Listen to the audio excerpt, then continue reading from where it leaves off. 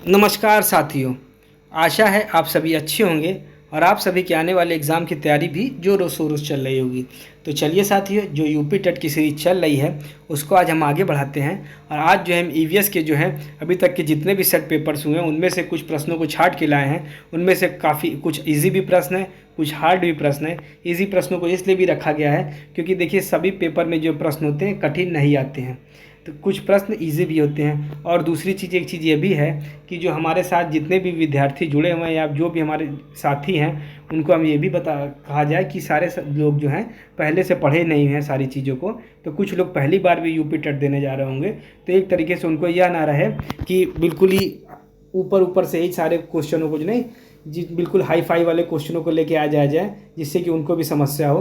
तो हमको सभी साथियों को एक साथ लेके चलना होता है, तो इसलिए जो है सभी प्रकार के प्रश्नों को लेके चला जा रहा है कि जिससे किसी का भी जो है मोटिवेशन डाउन ना रहे।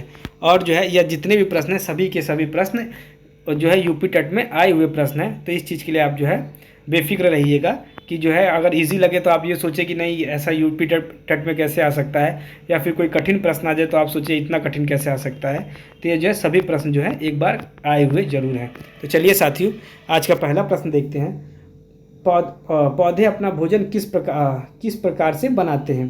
तो चलिए साथियों देखते हैं। श्वसन के द्वारा, प्रकाश संश्लेषण के द्वारा, पाचन के द्वारा या पराशरण के द्वारा। तो किसके द्वारा बनाते हैं? तो जो पौधे जो है अपना भोजन जो होते हैं प्रकाश संश्लेषण के द्वारा बनाते हैं, इसको याद रखिएगा, या प्रकाश संश्लेषण द्वारा बनाते हैं। और जो है पौधे सूर्य की रोशनी, पानी, कार्बन डाइऑक्साइड की सहायता से भोजन बनाते हैं। किस किस की सहायता से? सूर्य के प्रकाश, पानी और कार्बन डाइऑक्साइड की सहायता से जो है यह जो अपना भोजन बनाते हैं।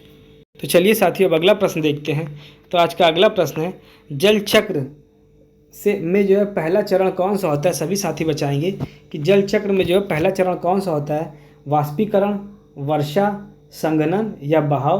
तो सभी साथी बताएंगे कि जल चक्र में जो है पहला चरण कौन सा होता है। तो आपको पता होगा कि पहला जो होता है जल वाष्प जो है बन के वाष्पीकरण होता है। आपको पता होगा कि शुरुआत जो होता है वाष्पीकरण से होता है। इसके अलावा यह क्या होता है? सूर्य की गर्मी से पानी का वाष्पित होकर बादल बनता है, यही जल चक्र की शुरुआत होती है। तो ये आप समझ चुके होंगे। चलिए अब आगे देखते हैं। अगला प्रश्न क्या है? पृथ्वी पर जीवन के लिए सबसे आवश्यक गैस कौन सी है? नाइट्रोजन, ऑक्सीजन, कार्बन डाइऑक्साइड या हाइड्रोजन, इनमें से कौन सी है?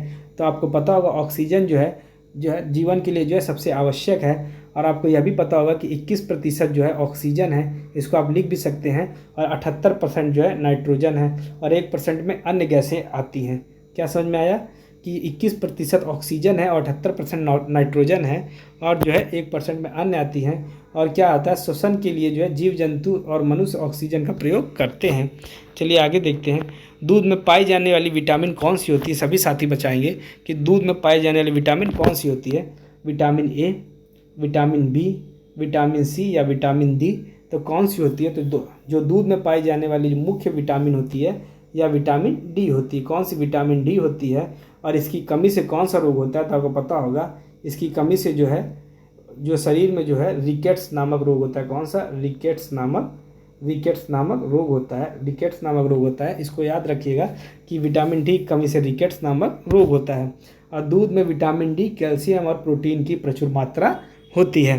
इसमें आपको कोई समस्या है? तो चलिए साथियों अब आगे बढ़ते हैं। अगला प्रश्न है, सूर्य किस दिशा में उगता है? तो यह तो बहुत इजी प्रश्न है, यह पूर्व की दिशा में उगता है। एक बार यह प्रश्न भी पूछा गया है।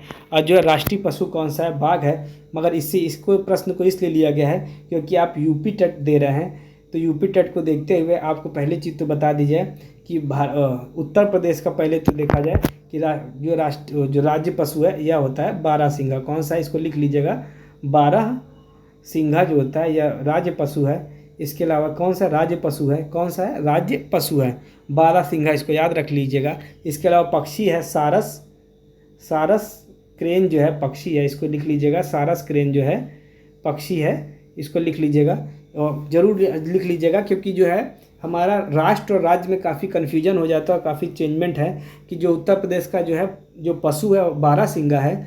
इसके अलावा जो है पक्षी कौन है? सारस क्रेन है। तो इन दोनों को याद रखिएगा। चलिए साथियों अब आगे बढ़ते हैं। अगला प्रश्न कौन सा देख लेते हैं। अगला प्रश्न है, रक्त का लाल रंग किसके कारण होता है, सभी साथी बताएंगे। तो रक्त का लाल लाल रंग जो होता है हीमोग्लोबिन के कारण होता है। हीमोग्लोबिन में आयरन होती है जो रक्त को लाल रंग देती है। क्या आयरन के कारण लाल रंग होता है। चलिए आगे देखते हैं। गिद्ध किस प्रकार का पक्षी है, सभी बताएंगे। मांसाहारी, शाकाहारी, कीटाहारी या सर्वाहारी। तो गिद्ध जो होता है एक मांसाहारी जो है पक्षी है। चलिए साथियों आगे बढ़ते हैं, अगला प्रश्न देख लेते हैं। तो आज का जो अगला प्रश्न है, पेड़ पौधों से निकलने वाली ऑक्सीजन किसके लिए आवश्यक है। श्वसन के लिए, प्रकाश संश्लेषण के लिए, भोजन बनाने के लिए, जल संरक्षण के लिए।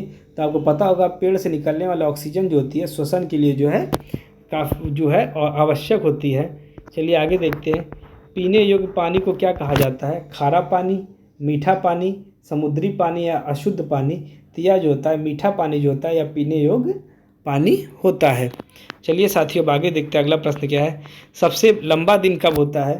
तो जो सबसे लंबा दिन कब होता है, 21 जून को, 22 दिसंबर को, 14 अप्रैल को या 1 जनवरी को। तो जो सबसे लंबा दिन होता है यह होता है 21 जून को जो है सबसे लंबा दिन माना गया है। तो जो 21 जून को जो होता है उत्तरी गोलार्ध में ग्रीष्म अयनांत होता है और जो है यह सबसे लंबा दिन माना जाता है। इसमें कोई समस्या आपको, तो इस डेट को याद रख लीजिएगा 21 जून। चलिए आगे बढ़ते हैं, अगला प्रश्न है पर्यावरण दिवस कब मनाया जाता है। तो जो पर्यावरण दिवस होता है यह 5 जून को मनाया जाता है। कब, 5 जून को मनाया जाता है। चलिए साथियों आगे बढ़ते हैं, तो आज का अगला प्रश्न देख लेते हैं। तो चलिए साथियों आज का अगला प्रश्न है, जो गंगा नदी है यह जो है इसका उद्गम स्थान कहाँ है। यमुनोत्री, गोमुख, गंगोत्री या हरिद्वार। तो गंगा नदी का जो उद्गम है यह जो है गंगोत्री जो है गंगा नदी का उद्गम है। चलिए आगे बढ़ते हैं। कौन सा ग्रह जो लाल ग्रह है, तो आप सभी बताएंगे। तो लाल ग्रह किसे कहा जाता है, बुध को, मंगल को, शनि को या शुक्र को। तो जो मंगल ग्रह है इसको जो है लाल ग्रह कहा जाता है। चलिए जो आगे बढ़ते हैं, तो मंगल की सतह पर जो है आयरन ऑक्साइड होने से जो है यह लाल रंग का दिखाई देता है। किसके कारण, और आयरन ऑक्साइड के कारण जो है यह लाल रंग का दिखाई देता है। चलिए आगे बढ़ते हैं, आज का अगला प्रश्न क्या है। तो चलिए आज का अगला प्रश्न है, पृथ्वी का जो है सबसे बड़ा महासागर कौन सा है। तो कौन सा, हिंद महासागर, अटलांटिक महासागर, प्रशांत महासागर और आर्कटिक महासागर। तो सभी साथी बताएंगे। तो जो प्रशांत महासागर जो है यह पृथ्वी का जो है सबसे बड़ा महासागर कहा जाता है। कौन सा सबसे बड़ा महासागर, प्रशांत महासागर। तो आप साथियों आप देख रहे होंगे इसमें बहुत से प्रश्न जो है काफ़ी जो पुराने भी कई प्रश्न आए हुए हैं, जो काफ़ी इजी प्रश्न भी आए हुए हैं। तो इस चीज़ को जो भी नए साथी जो पहली बार एग्ज़ाम देने जा रहे हैं वह यह मत सोचिएगा कि सारे ही प्रश्न कठिन मिलेंगे। कुछ प्रश्न ऐसे मिलेंगे जो आसानी से हल हो सकेगा। इसलिए जो है ज़्यादा परेशान मत होइएगा, जो है आराम से जो है आपका एग्ज़ाम जो है क्वालिफाई होगा। इसके अलावा क्या है, साइलेंट वैली जो है कहाँ पर स्थित है। तो साइलेंट वैली सही साथी बताएंगे कहाँ पर स्थित है। उत्तराखंड में, केरल में, राजस्थान में या मध्य प्रदेश में। तो साइलेंट वैली जो है केरल में जो है स्थित है। कहाँ पर, केरल में स्थित है साइलेंट वैली। चलिए आगे देखते हैं, विटामिन में जो है नींबू में कौन सा विटामिन पाया जाता है। तो नींबू में कौन सा, vitamin A, vitamin B, vitamin C या विटामिन डी पाया जाता है। तो जो नींबू में जो होता है विटामिन सी पाया जाता है। तो क्या समझे, विटामिन नींबू में विटामिन जो है सी पाया जाता है। इसके अलावा जो होता है जो ए, डी, ई, के, ये जो विटामिन होते हैं यह जो है जल में घुलनशील नहीं होते हैं। इसके अलावा ए, डी, ई के नहीं घुलनशील होते और बी और सी जो होते हैं यह जल में घुलनशील होते हैं विटामिन। क्या समझ पाए कि जल में घुलनशील अगर विटामिन पूछे जाएँ तो यह जो बी और सी जो होते हैं जल में घुलनशील है, और ए और डी, ई, के जो होते हैं इसको जो है आप जो है जल में घुलनशील नहीं होते हैं। तो इतना आप समझ गए कि जल में घुलनशील बी, सी है और अन्य जितने होते हैं वह जल में घुलनशील नहीं होते हैं। इसके अलावा आपको पता होगा कि विटामिन बी से बेरी होता है रोग, विटामिन सी से स्कर्वी, विटामिन डी से रिकेट्स, ये आपको रोग पता होंगे। और ए से कौन सा रोग होता है, ए से रतौंधी नामक रोग होता है। चलिए साथियों अब आगे बढ़ते हैं। अगला आता है ग्रीन हाउस गैस कौन सी है। तो ऑक्सीजन, कार्बन डाइऑक्साइड, नाइट्रोजन या हीलियम। तो पता होगा कार्बन डाइऑक्साइड जो CO2 जो है यह जो है ग्रीन हाउस गैस है। चलिए साथियों आगे बढ़ते हैं। तो आज का जो अगला प्रश्न है, प्लास्टिक किससे बनता है। तो लोहे से, कागज़ से, पेट्रोलियम से या लकड़ी से। तो ये जो होता है पेट्रोलियम से बनता है। चलिए आगे देखते हैं अगला प्रश्न कौन सा है। तो आज का अगला प्रश्न है, ओजोन परत किसे रोकती है। तो इंफ्रारेड किरणों को, पराबैंगनी किरणों को, गामा किरणों को या एक्सरे को। तो जो ओजोन परत होती है पराबैंगनी किरणों को जो है रोकती है। तो आपको पता होगा इसीलिए जो ओजोन परत जो है काफ़ी इम्पॉर्टेंट होती है। चलिए आगे बढ़ते हैं। अगला प्रश्न क्या है कि भारत का राष्ट्रीय पक्षी कौन है? तो यह मोर है। इनको जो है राज्य के नाम पे रखना था प्रश्नों को, परंतु जो है राष्ट्र के नाम राष्ट्रीय पक्षी हो गए हैं। मगर आप राज्य पक्षी को याद रखिएगा, उत्तर प्रदेश का साइरस क्रेन है। चलिए आगे देखते हैं। सबसे अधिक ऑक्सीजन जो है किससे प्राप्त होती है? जंगलों से, समुद्री पौधों से, वर्षा से या मिट्टी से? सबसे अधिक ऑक्सीजन किससे प्राप्त होती है? जो है समुद्री पौधों से जो है, तो जो है सब सर्वाधिक जो होती है ऑक्सीजन प्राप्त होती है। और समुद्री शैवाल और प्लांक्टन सर्वाधिक ऑक्सीजन देते हैं। चलिए आगे बढ़ते हैं। अगला प्रश्न क्या है? शरीर की सबसे छोटी हड्डी कौन सी होती है? फीमर, स्टेपिस, ह्यूमरस या रेडियस? तो जो स्टेप्स जो होती है यह जो होती है सबसे छोटी हड्डी होती है। और यह कहाँ पर होती है? तो इसको सभी साथी बताएंगे। तो यह जो होती है यह एक कान में स्थित जो है एक स्टेप्स नामक एक हड्डी होती है जो सबसे छोटी हड्डी होती है। चलिए अब आगे बढ़ते हैं। आज का अगला जो तो चलिए साथियों अगला प्रश्न, राष्ट्रीय उद्यान का मुख्य उद्देश्य क्या है?